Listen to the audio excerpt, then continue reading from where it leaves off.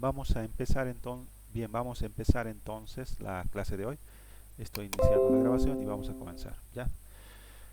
Bien, haciendo un repaso mientras todavía se van conectando algunos, en la anterior clase habíamos visto la importancia de lo que es el sistema binario dentro de lo que son los sistemas, bueno, dentro de lo que son las computadoras, ¿no? Todo dentro de una computadora lo trabajamos en sistema binario. Y también habíamos visto dos elementos básicos de lo que es, dos conceptos básicos, ¿no? De lo que es cómo funcionan las computadoras. Uno, a pesar de que las computadoras trabajan en sistema binario, es importante entender un poquito que el justificativo del por qué trabajen en binario es porque es más simple construir un hardware que pueda modelar, en el cual se pueda modelar lo que es el sistema binario, porque en el sistema binario solamente tenemos dos posibles valores, eh, como son el 0 y el 1, ¿no? Ese es el justificativo. Si alguien les preguntara el por qué, es porque físicamente es fácil de construir un circuito que pueda representar un 1 o un 0. Esa es la justificación. Dos,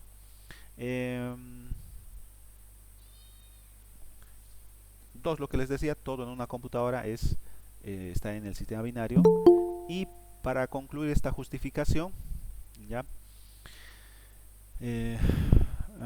Cuando nosotros ejecutamos una instrucción en lo que es un programa que nosotros podamos codificar en cualquier lenguaje de programación, la instrucción que se realiza se va a realizar en el hardware. Por ejemplo, tú sumas dos números en un lenguaje de programación. Los lenguajes de programación son de alto nivel. Ese lenguaje de programación se va a convertir en lenguaje de máquina cuando se esté ejecutando. Entonces, estas instrucciones son interpretadas y ejecutadas por el procesador, ¿ya? Y el procesador es el que va a ejecutar la instrucción al nivel de hardware. A nivel de hardware se ejecuta la instrucción. Si alguien les pregunta, no es el software el que está ejecutando, es el hardware. Ya es el CPU, las instrucciones que está ejecutando. Y eso lo hace a nivel de circuitería, a nivel de hardware. ¿Ya?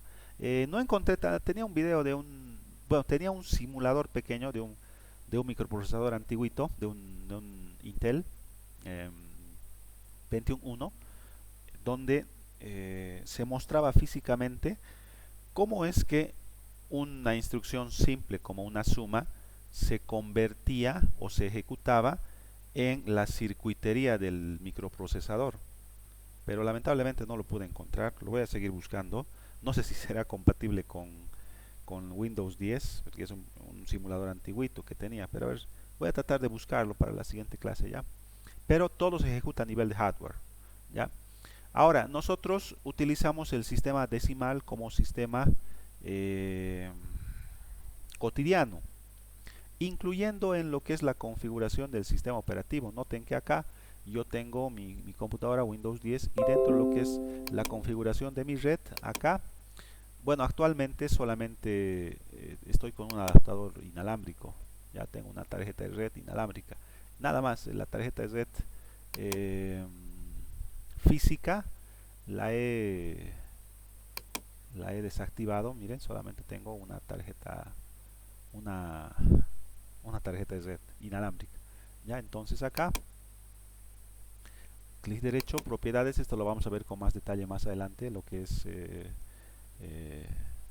tarjetas de red y configuración, y lo que es dirección IP. Noten que acá, dentro de lo que es la dirección IP, más abajito está TCP, acá está, TCP/IP versión 4, y yo puedo configurar este equipo con una dirección de IP determinada. Pero la dirección IP que yo voy a introducir acá está en decimal. No puedo colocar en binario porque solamente me permite 3. ¿Ya? entonces para nosotros es necesario poder hacer equivalencias entre lo que es el sistema decimal y el sistema binario. El sistema binario, ¿por qué? Porque más adelante, cuando estemos viendo ya la parte del tema de subredes, nosotros vamos a calcular subredes en base a operaciones realizadas en binario. Pero cuando obtengamos los resultados en binario, tenemos que ser capaces de poder convertirlo esto a base 10 para poder realizar las configuraciones en el sistema operativo, porque el sistema operativo trabaja en sistema decimal, ¿no? El sistema operativo tiene aplicaciones que son de alto nivel, que bueno, lógicamente tienen que ser bastante fáciles de utilizar, ¿no? Bueno, esto lo vamos a ver con más detalle, ¿no? Direccionamiento IP, versión 4, etcétera. Ya lo vamos a ver con más detalle más adelante. Luego también habíamos hecho lo siguiente, así lo voy a hacer rapidito. Vamos a poner acá presentar las equivalencias, ¿no? Porque eso es lo que nos interesa. Cuando hagamos operaciones tenemos que poder convertir un número binario a un número decimal. Entonces yo les he planteado una forma simple de, por ejemplo, de convertir un número decimal en un número binario. Es sencillo. División sucesivas entre 2 y obtenemos el resultado de lo que es los resultados parciales de cada subdivisión entre 2. Bastante simple. Hay otras formas también de poder hacer esto. Para la siguiente semana ya voy a preparar lo que es la pequeña evaluación de este tema, en donde yo les voy a plantear algunos ejercicios y les voy a poner, ¿no? Inciso A, el resultado es 110 o 1100, algo así. Entonces ustedes van a elegir. Pero lo van a hacer ustedes en papel con la técnica que ustedes quieran. Yo les estoy proporcionando la técnica más simple. Hay otras técnicas también que más adelante tal vez les puedo explicar. Ustedes tal vez con un poquito de curiosidad pueden ver. Un poquito más complejas son, pero son más directas. Esta es un poquito más larga, pero es sencilla. ¿Ya? Ahí está otro ejemplo, y también al revés. Si quiero convertir un número binario a un número decimal, lo que hacemos es, nos generamos acá nuestra tablita. Aquí tenemos las potencias en base 2 de lo que es, ¿no? 2 a la 0, 2 a la 1, 2 a la 2, 2 a la 3, etcétera. Acá ponemos los valores en decimal y luego lo que hacemos es igualar los valores de lo que es el número binario, 1, 0, 0, 1, 1, 0, 1, 1. ¿Esto que nos permite? Los ceros multiplicado por cualquier número es 0, así que nos va a permitir aquí anular de forma rápida y poder sumar los valores, los subtotales, ¿no? 128 más 16 más 8 más 2 más 1. Entonces bastante simple, ¿no? Esta es una técnica, pero hay otras también. No es la única técnica esta. Hay otras técnicas también. Este documento se los voy a pasar hoy, ¿ya? Al final de la clase se los voy a pasar, ya para que ustedes lo tengan, ya lo puedan estar estudiando. La otra documentación con lo que es respecto a TCP/IP ya les he pasado. Bien, habíamos visto también el sistema hexadecimal, que consta de 16 símbolos, del 0 al 9 y A, B, C, D, E, F, las letras, ¿no? Entonces, la lógica, como hemos visto, es la misma. Para convertir un número en base 10 a base hexadecimal, lo que hacemos es división sucesivas, ya no entre 2, sino entre 16.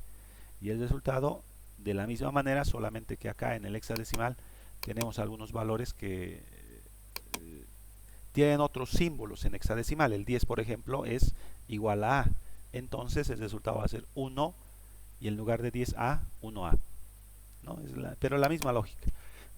Lo mismo para convertir un número hexadecimal a lo que es, perdón, un número en base 10 a hexadecimal, con división sucesivas entre 16. Finalmente, acá nos habíamos quedado para hacer lo que es las operaciones básicas en binario, ¿ya?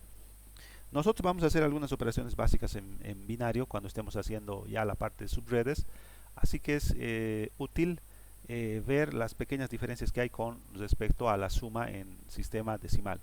Noten que en la suma los tres primeros casos, 0 más 0, 0 más 1, 1 más 0, es exactamente igual que en sistema decimal.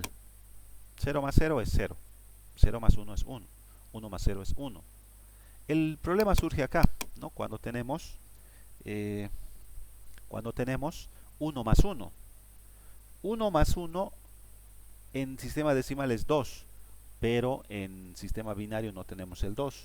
Así que, ¿qué es lo que hacemos? Igual es el mismo procedimiento que realizamos cuando hacemos suma en decimal.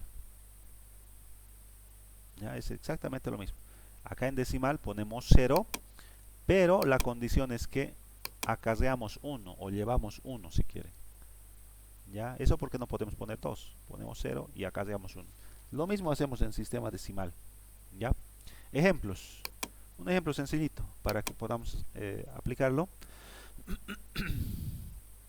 El primer ejemplo dice acá lo siguiente, ¿no? Vamos a sumar 1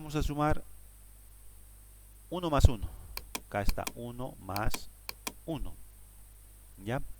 En binario, 1 más 1. Entonces, ¿cuál va a ser el resultado? 1 más 1, la tablita que tenemos en la anterior diapositiva nos dice que 1 más 1 es 0, pero llevamos 1. Entonces acá el resultado sería lo siguiente, ¿no? Tenemos acá 1 más 1 es 0, pero llevamos o acarreamos 1. Y luego 1 más 0 va a ser 1. Entonces el resultado sería 10. Perdón, 1, 0 en binario, ¿no? Me he equivocado, 1, 0. Entonces esto es en binario, ¿ya? Si ustedes quisieran comprobar, pudiéramos hacer lo siguiente. Es bastante simple la comprobación. Como nosotros sabemos bastante bien las operaciones básicas en decimal, estamos asumiendo eso, ¿no? Lo que podemos hacer es convertir el 1 en decimal y el 1 en decimal. Entonces el 1 en decimal también es 1, el 1 en decimal también es 1. Pero la suma del 1 más 1 en decimal ya no es 1, 0, es 2. ¿Qué es lo que hacemos para comprobar? Convertimos este número 10 en lo que es el sistema decimal, porque ahorita está en binario, lo convertimos a sistema decimal. Acá está la forma que les he enseñado, ¿no? 2 a la 0, 2 a la 1, 2 a la 2, etc. Pero solamente tenemos dos valores. 2 por 2 a la 0, que sería 1, sería 1, ¿no? 1 por 2 a la 1, que sería 2, sería 2. 2 por 1, 2. El 1 es neutro en la multiplicación. El 0 es neutro en la suma, ¿no? 2 más 0, 0. Acá tenemos 2. Entonces, ambos resultados, el 2 y el 2, coinciden. Así que pudiéramos estar hablando de que se ha comprobado la suma. Lo mismo acá, noten que tenemos acá otra suma. Estamos sumando los números de binarios 1 más 1, 1. Entonces nosotros sabemos que 1 más 1 es 0 en binario y llevamos 1. Y ahora aquí tenemos otra vez 1 más 1. ¿No ve? Tenemos otra vez 1 más 1. Entonces 1 más 1 es 0. ¿No ve? Pero llevamos 1 también, es lo que nos dice la tablita. Por eso acá tenemos el ejemplo de 1 más 1, 10. Entonces acá 1 más 0 es 1. Así que el resultado sería 10. Perdón, 1, 0, 0 en binario. Esto está en binario. ¿Cómo comprobamos? Lo mismo, ¿no? Agarramos el resultado y lo convertimos. Esto está en binario, ¿no ven? Lo convertimos en decimal. Entonces hacemos la conversión. Acá está esa pequeña tablita y nos va a dar como resultado 4. ¿Cómo comprobamos? El 1 lo vamos a convertir en decimal y el 11, perdón, el 1, 1 en binario lo convertimos en 3 en decimal. Entonces sumamos 1 más 3 en decimal es 4. Y acá tenemos la comprobación, ¿no? Ahí tenemos la comprobación. 4 es igual a 4, así que la suma estaría correcta. ¿Ya? Ese es el único caso especial, digamos. 1 más 1 es 0 y llevamos 1. Es lo único que digamos está fuera de lo común. Lo demás, 0 más 0 es 0, 1 más 0 es 1, 0 más 1 es 1. ¿Ya? Vamos a hacer operaciones. Quizás más adelante, yo les voy a dar algunos ejemplos simples en la evaluación, pero más adelante cuando estemos haciendo alguna operación que vamos a necesitar en redes, vamos a retomar este tema. ¿Ya? O tal vez les enseñe otra forma también de realizar estas conversiones. Para la resta pasa algo similar. Estos casos de acá, este y estos dos, son exactamente iguales que en el sistema decimal. 0 menos 0 nos da como resultado 0. En sistema decimal también. 1 menos 0, 0. Perdón, 1 menos 0, 1. Porque en la resta el 0 es neutro, ¿no? 1 menos 0, 1. Y 1 menos 1 va a ser 0. El caso especial sería este. 0 menos 1. Si nosotros lo llevamos al sistema decimal, 0 menos 1 va a dar como resultado menos 1, ¿no? Pero estamos hablando acá de un número negativo, el menos 1, que no lo estamos contemplando acá en el sistema binario, ¿ya? El tema de los negativos, multiplicaciones, divisiones con sistemas binarios no lo vamos a hacer, no lo necesitamos en redes. Sin embargo, si ustedes quieren profundizar, pueden quizás alguna bibliografía adicional, pero no lo vamos a ver, no lo vamos a evaluar en redes, ¿ya? Pero hay una forma de manejar los números negativos en binario. Hay una forma, ¿ya? Un poquito compleja, digamos, que luego se ha perfeccionado y que actualmente es una forma bastante óptima de manejar matemática utilizando signos negativos y que nos permite manejar cantidades grandes de decimales, ¿no? Manejamos cantidades tan grandes de decimales que somos capaces de mandar una nave a Marte, ¿no? Con cálculos matemáticos que son muy exactos, pero que tienen una cantidad de decimales de precisión muy alta, ¿ya? Pero bueno, entonces en este caso, ¿qué hacemos? 0 menos 1 no va a ser negativo como en el sistema decimal. Entonces lo que hacemos acá, 0 menos 1 va a ser 1. Pero igual que en el anterior caso de la suma, nos vamos acá en la teoría dice que pedimos 1 a la posición siguiente.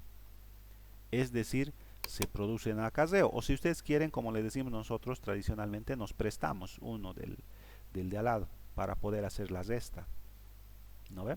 Nos prestamos. Y aquí, digamos, tienes 81 menos 7. ¿Qué es lo que haces acá? Aquí te prestas, ¿no ve? Y se vuelve 11 y haces las operaciones. Acá va a ser 4 y acá va a ser, y allá no es 8 porque te has prestado 1. Acá va a ser 7, 74. Es lo mismo, no son operaciones básicas. Este es el único cuidado que hay que tener. 0 menos 1, 1. Un ejemplo. Dice acá, debemos efectuar la resta 101 menos 11 en binario. Estamos hablando en binario. 101 menos 11. Entonces, el minuendo sería 101 y el sustraendo sería 11. Estamos realizando la operación de resta. ¿Cuál sería el resultado? 1 menos 1 es sencillo, es 0, acá está 0. El problema surge acá, 0 menos 1, debería ser menos 1, pero no se puede hacer eso.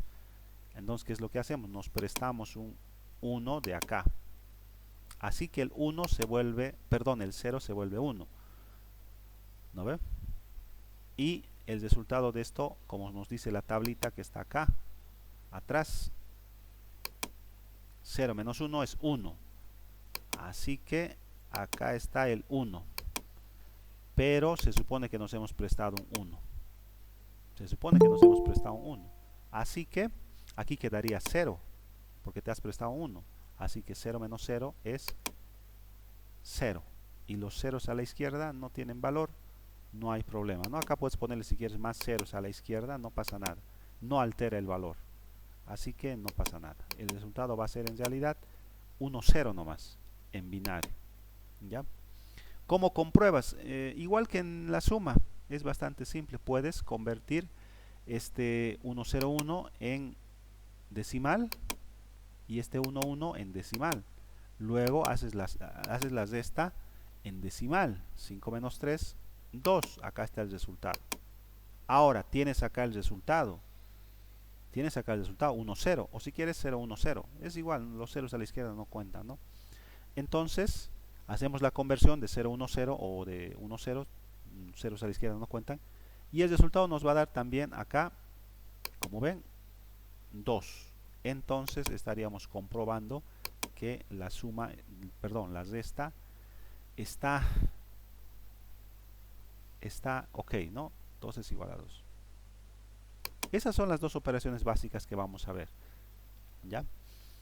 En el formulario que les voy a dar puede ser algo así como esto, ¿no? Yo les digo 101 menos 11, ¿cuánto es? Inciso A, 010, inciso B, por decir 110, yo les voy a poner así, ¿no? Inciso C, 101. Entonces ustedes eligen la respuesta correcta.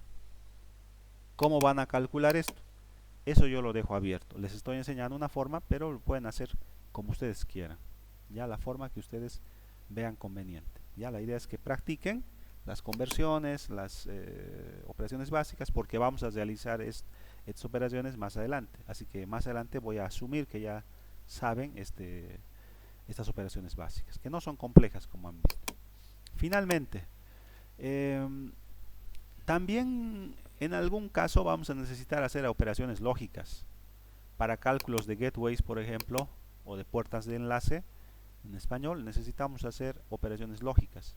Las operaciones lógicas seguramente ustedes lo han visto en programación, ¿no? En programación han hecho operaciones lógicas. Las operaciones lógicas básicas que utilizamos acá en redes inicialmente, en redes 1 va a ser el AND, el OR y el NOT. Hay otras también lógicas, ¿no? El XAND, el XOR, etc. Hay otras más, pero solamente vamos a ver estas. Incluso acá está su equivalencia en lo que es el operador para los lenguajes de programación. Generalmente todos es así, ¿no? ¿Qué es lo que tenemos como ejemplo? Si vamos a hacer una operación de I, tenemos acá dos valores A y B. Estos dos pudieran ser también operaciones compuestas, por decir, ¿no? Aquí dice A y B. A y B. Pero este B pudiera ser una operación también compuesta. Acá adentro pudiera haber un C o D, por decir. Este A pudiera ser otra operación, pudiera ser la negación de F, por decir. Y estamos haciendo acá un I. Puede ser compuesto, ¿no? Pero en su forma más simple tenemos las siguientes tablas de operaciones lógicas, que son las mismas que utilizamos en los lenguajes de programación. En el caso del O, por ejemplo, noten que acá está con F y con B. Es decir, el F sería el equivalente al 0 y el 1 sería el equivalente al verdad. Ustedes seguramente esto en los lenguajes de programación lo han manejado como una variable booleana, un boolean, ¿no? Entonces un boolean solamente o es 0 o es 1, la misma lógica. Entonces en el caso del I, acá tenemos dos variables, A y la variable B. A y B, en el caso de que A sea falso o 0 si quieren, y B sea 0 o falso, entonces el resultado del I va a ser también falso. ¿Ya? Va a ser también falso. Por ejemplo, pudiéramos nosotros, lo pongo en términos del lenguaje de programación, pudiéramos poner nosotros acá la siguiente operación simple, ¿no? Pudiéramos poner, por decir, acá, en un if, ¿no? Lógicamente, edad mayor que 18 y pudiéramos poner que la carrera sea igual a sistemas. ¿Ya?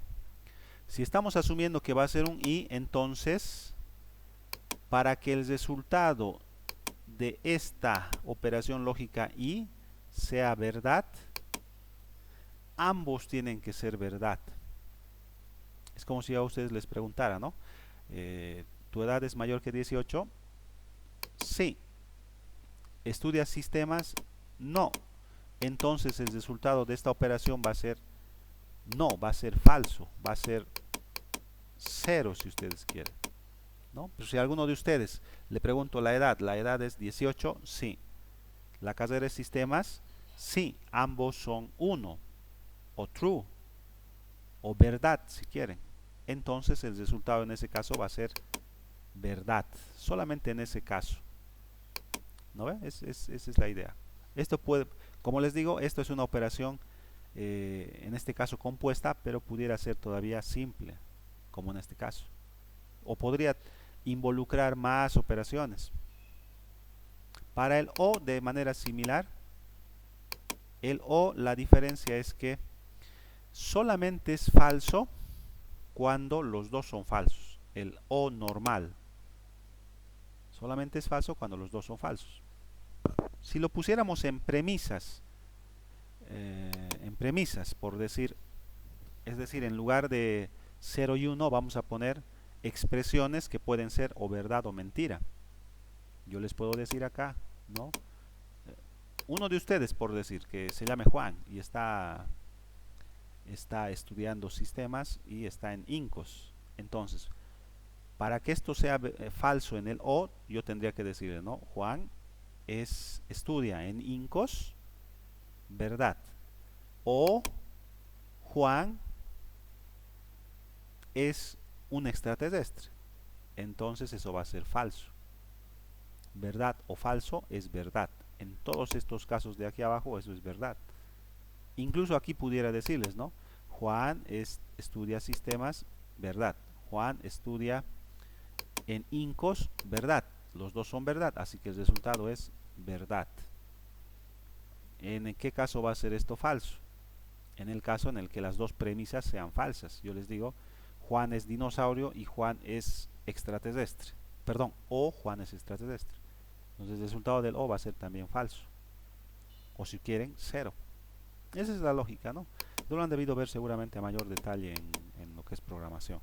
Y lo que es la negación, el not, lo único que hace es negar. Si digamos la premisa A es falsa, si tú lo niegas, entonces va a ser verdad. Si es verdad y lo niegas, va a ser falso. ¿Ya? Como les digo, en alguna operación que realicemos, vamos a hacer una de estas operaciones básicas, ya que es bastante simple, no es nada complicado. ¿Ya? Si es necesario, vamos a retomar un poquito. Finalmente, para terminar este tema, les estoy adjuntando una tablita de equivalencias de unidades de medida de almacenamiento. ¿Ya? Esto porque nosotros, por ejemplo, en redes utilizamos bastante el bit por el sistema binario. Un bit es o un 1 o un 0. Y acá está la palabra O, ¿no? Puede ser 1 o puede ser 0. Pero manejamos también en redes conjuntos de 8 bits. Acá tenemos un 1, 1, 0, 0, 1, 1, 0, 0. Acá tenemos 8 bits, ¿no? 8 bits. Entonces, esto recibe el nombre de equivalente byte. O también en redes lo conocemos como octeto. Pero es una equivalencia.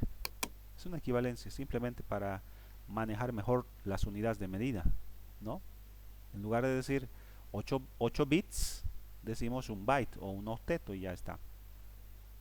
Y para las demás también, para que lo tengan, ¿no? Por ejemplo, un gigabyte. Un gigabyte. Y noten que acá, para lo que es la medida binaria, tenemos la base 2 con su respectiva potencia 0, 10, 20, 30, 40, 50, 60, 70, 80, 90, etcétera. ¿No ve? Un gigabyte, estamos hablando de 2 a la 30 en una medida binaria. Eso equivale a 1024 megabytes. 1024 megabytes. O si quieren, esta es la cantidad de bytes. Es bastante grande. Noten que acá tenemos prácticamente 1000 millones. ¿No ve? 1000 millones. Pero noten que un gigabyte equivale a 1024 megabytes por los cálculos que se realizan por 2 elevado a la 30. ¿ya? Entonces esto es algo básico. No piensen que un gigabyte es igual a 1000 megabytes. No es así. Un gigabyte equivale a 1024 megabytes. Esa es la operación correcta. ¿Ya? ¿Esto para qué nos sirve? Lógicamente, si estamos hablando de cantidades grandes de información, ya no nos va a servir tomar en cuenta bytes o kilobytes, ¿no? En redes sí, pero imagínense el servidor de Google, de YouTube, cuánta información en espacio de almacenamiento utilizan. Ellos ya no hablan en gigabytes ni en terabytes. Nosotros podemos hablar en terabytes. Tal vez alguna de las computadoras que ustedes tienen tiene un terabyte. Pero eso para la cantidad de información que se maneja en YouTube es muy pequeño. Tendrías que estar hablando de una cantidad muy grande de terabytes. Así que para manejarlo de manera cómoda utilizamos otras unidades equivalentes, como el zettabyte, el yottabyte, que equivale, como ven acá, a 1024 zettabytes, y un zettabyte equivale a 1024 exabytes, y un exabyte equivale a 1024 petabytes, y un petabyte equivale a 1024 terabytes. Y acá ya conocemos, ¿no? Un terabyte es igual a 1024 gigabytes, etcétera. Ya, entonces los dejo la tablita para que ustedes puedan verificar. Es más, para no olvidarme en este momento mientras voy cargando la presentación, porque vamos a continuar, se los voy a copiar acá ya al escritorio, se los voy a copiar al escritorio, sistema de numeración, en PDF se los voy a poner y enseguida se los voy a subir. Ya, mientras va convirtiendo, vamos a continuar con lo que estábamos viendo la anterior clase. Ya, acá está el archivo, se los voy a subir enseguida. Ya, estábamos viendo ya lo que es la capa de aplicación y habíamos hecho un paréntesis para entrar un poquito a lo que es los sistemas de numeración, ¿no? Dentro de lo que es la capa de aplicación, dentro de lo que es el modelo TCP/IP, es la capa que está a nivel más externo, ¿no? Es decir, el usuario está acá, ¿no? En la capa de aplicación, acá está el usuario de nuestra red y está interactuando directamente con lo que es nuestra capa de aplicación. Ya ahí están, por ejemplo, lo que yo estoy haciendo con Meet, Google Meet, está pasando en la capa de aplicación. ¿Ya? Bien, y habíamos visto algunos protocolos, por ejemplo, habíamos visto el protocolo HTTP, ¿no? Y habíamos hecho aquí un ejemplo, acá abajito está, esto es lo que lo habíamos explicado, ¿no? Estamos utilizando el protocolo HTTP para poder solicitar y recibir una página web desde un servidor, perdón, desde un web browser de un usuario, desde un web browser de un usuario hasta un servidor, ¿no? Para que nos envíe, como ven acá, a través del protocolo HTTP, la, la confirmación de la entrega y también los datos que nos están solicitando. Esa es la forma en que trabajamos en la capa de aplicación. ¿Por qué? Porque aquí está el usuario final.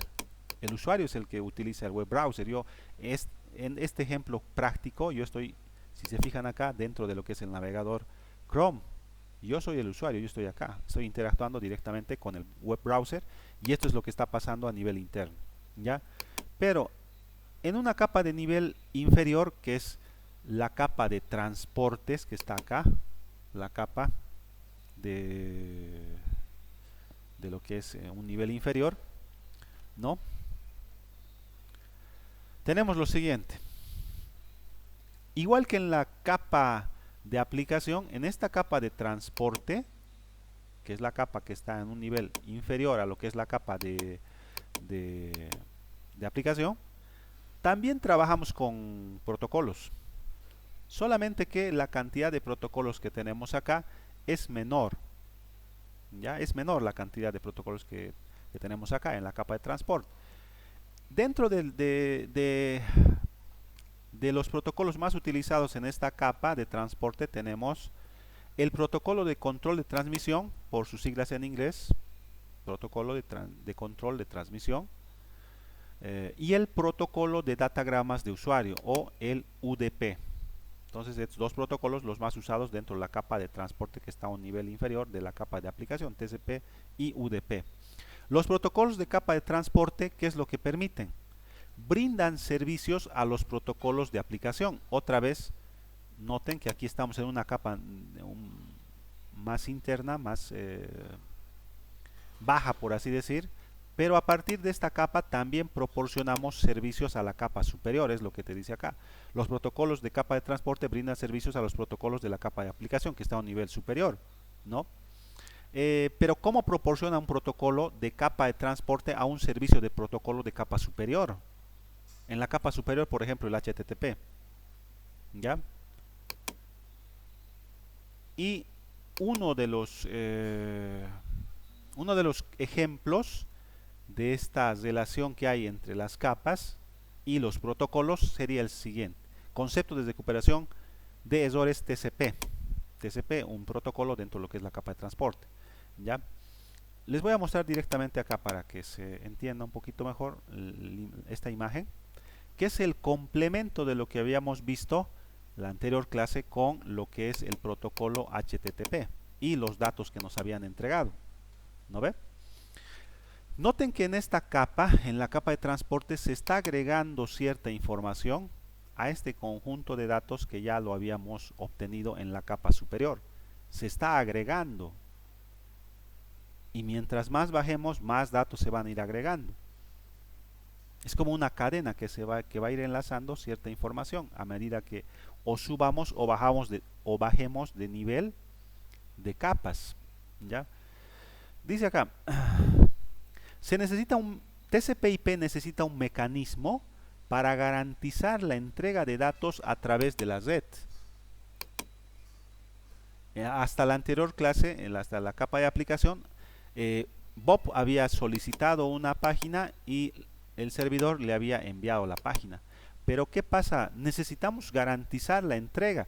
¿Qué pasa si acá ha habido por algún motivo no ha llegado la información? Pudiera ser que haya pasado esto. ¿Por qué? Muchas razones. Entonces, requerimos una forma de garantizar que la entrega de datos a través de esta red sea exitosa. Entonces, los creadores de TCP, de lo que es TCP, incluyeron una función de recuperación de errores. Para recuperarse de errores, como en este caso no ha llegado por algún motivo, TCP, este protocolo, utiliza el concepto de reconocimientos. En esta figura se puede ver esto. Se describe la idea básica detrás de cómo TCP nota la pérdida de datos y pide al remitente que vuelva a intentarlo. Noten que acá estamos pidiendo la página web, digamos el home. Y acá se nos está enviando el HTTP dice ok, acá se está agregando una secuencia SEQ, es un número de secuencia, y acá el home, digamos, la página principal ha llegado con éxito, pero luego Bob está solicitando o hace clic en un enlace o abre un enlace, por decir, ¿no? Y necesita cargar más información. Entonces acá el server le va a enviar en una segunda secuencia dentro de lo que es el protocolo TCP. Pero noten que aquí ha habido la pérdida. Acá esto no ha llegado. Luego se está enviando en una tercera secuencia, en la secuencia número 3, el resto de la página web. Pero noten que acá sí está llegando esta secuencia 3, pero la secuencia 2 no ha llegado. Entonces el web browser de Bob va a detectar eso. No ha llegado la secuencia 2 y lo que va a hacer es solicitar que se vuelva a enviar la secuencia que no ha llegado. Eso es lo que pasa. Así estaríamos garantizando que la recuperación de errores, ¿no? en TCP, ¿ya? Entonces, como les decía, ¿no? Este SEQ es el número de secuencia. que se está enviando con cada mensaje que el servidor está devolviendo, ¿no? Acá al último, Bob se da cuenta, el web browser de Bob se da cuenta de que el mensaje 2 se perdió. Así que se va a pedir que se envíe en un nuevo segmento el mensaje 2 nuevamente. Y si vuelve a pasar un error, va a volver a solicitar esto. Eso es lo que indica, ¿ya? Entonces, de esa manera interactúan. Noten que se están complementando los dos protocolos dentro de la misma computadora de lo que es donde está ejecutándose el web browser de Bob, ¿ya? Entonces se puede inferir lo siguiente para ya terminar. Hay interacciones en la misma capa. Hay interacciones en la misma capa, pero también hay interacciones entre capas adyacentes. Entonces el modelo TCP/IP nos plantea una cantidad de capas y no solamente hay interacciones entre elementos en la misma capa, sino hay interacciones entre capas adyacentes. Por ahora solamente estamos viendo estas dos, pero más adelante cuando veamos otras, también va a ser la interacción que va a haber con las capas adyacentes, ¿ya? En este ejemplo que les he presentado, el protocolo de la capa superior, el HTTP, desea la recuperación de errores, por lo que utiliza el siguiente protocolo en la capa inferior, el TCP, para realizar el servicio de recuperación de errores. La capa inferior proporciona un servicio a la capa superior. Noten que esa sería la relación entre capas. Acá está una capa superior, una capa de un nivel inferior, pero la capa de nivel inferior le está proporcionando un servicio, en este caso el servicio de recuperación de errores, ¿ya? Hay una relación entre los elementos, por eso hablamos de sistema. Hay una relación entre los elementos.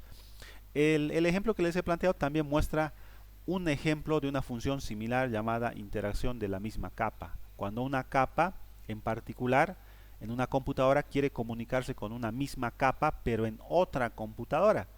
Un ejemplo simple, acá está Google Meet, ¿no? Acá está. Yo tengo activo el micrófono, entonces noten que yo estoy acá, yo estoy interactuando directamente con la aplicación que está embebida o integrada dentro del web browser, ¿no? Pero no solamente yo, ustedes también en sus casas, cada uno de ustedes, por ejemplo acá, Alison, por ejemplo, está interactuando también. Ella en su PC tiene instalado lo que es esta aplicación dentro del navegador o quizá en su celular, pero ella pudiera habilitar el micrófono. Entonces si habilita el micrófono, ella está acá, ¿no? Entonces ella estaría enviando información desde su PC o su celular, y nosotros todos, incluyéndome a mí, estaríamos recibiendo esa información en el mismo nivel de capa, la capa de aplicación. Por eso es que en ese caso nosotros veríamos acá, como en mi caso, ¿no? Habilitado el microfonito, incluso acá se nota que estoy hablando, entonces pudiéramos ver que ella también esté hablando, ¿no? Ese es un ejemplo claro. Más abajito, porque este material ya se los he pasado, ¿no? Acá explique esos dos conceptos. Hay una interacción entre la misma capa, pero lógicamente en diferentes computadoras, pero también hay interacciones entre capas adyacentes, pero en la misma computadora, como lo que les había dicho del HTTP y el TCP, ¿no? El HTTP yo solicito, voy a abrir, entro acá a la página de INCOS. Acá está la página de INCOS. Estoy enviando al servidor de INCOS. Yo soy Javier, estoy enviando. Y acá está mi web browser. Yo estoy enviando una solicitud a lo que es el servidor donde está alojado el sitio web de incoscbba.com a través de lo que es mi conexión de internet, es decir, utilizando el servicio de la red. Si hubiese algún problema, yo le hago un clic acá a Carreras, por decir, envío la petición, quiero abrir Carreras, pero si pasa algo al regresar y no llega la información, entonces ¿qué es lo que va a pasar? Se va a detectar en el navegador que ha habido algún tipo de falla, ¿no? Entonces no se va a cargar. En algunos casos, dependiendo de la programación, pudiéramos solicitar nuevamente que nos envíen, o en otro caso pudiéramos mostrar un mensaje de error nosotros como programadores, error, vuelva a intentar o actualice la página. o incluso hay una eh, el web browser tiene un mensaje por defecto, ¿no ve? Cuando uno, por ejemplo, no es conectado a internet y le haces un clic a uno de estos, te va a decir no hay conexión a internet, ¿no ve? Algo así, algo así es lo que te indica acá, ¿ya? Interacción entre capas adyacentes, pero en la misma computadora, ¿ya? Entonces nos faltaría todavía las demás capas, tenemos todavía que ver las demás capas. Vamos a tratar de terminar las demás capas la próxima clase, porque ya no vamos a continuar con lo que es los sistemas de numeración, ¿ya? Eh, bueno, la próxima semana vamos a continuar con las demás capas. Ya hemos visto ya dos.